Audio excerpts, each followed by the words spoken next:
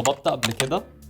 تعيش الحفلة ومبسوط، تجري ورا سعادتك، تجري ورا شهواتك، تبقى فاصل وعيك وعايش اللحظة. بس أنا اتخبطت قبل كده.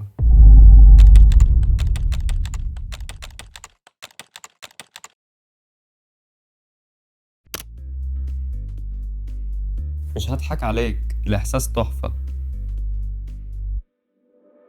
تحس إنك طاير، مش فارق معاك حاجة.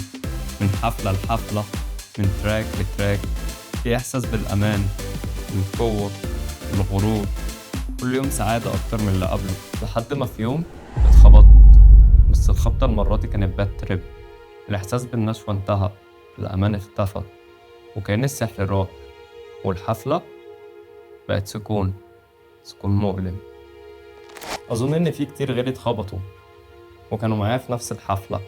الخبطات دي بتجيلك بأشكال كتير. ممكن تجيلك زي إنك تسقط في الامتحان، أو تخسر حد عزيز عليك، أو تجيلك على شكل مرض، وممكن تجيلك خبطة من ربنا وهي اللي تصحيك.